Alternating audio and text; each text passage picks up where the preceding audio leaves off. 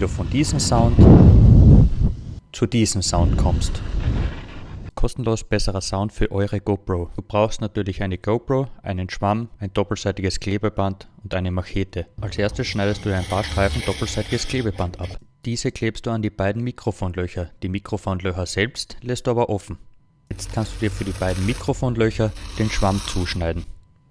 Jetzt kannst du die zweite Seite vom doppelseitigen Klebeband lösen und den Schwamm an den beiden Stellen auftragen. Pass dabei auf, dass der Schwamm nicht ins Kamerabild ragt. Und das ist,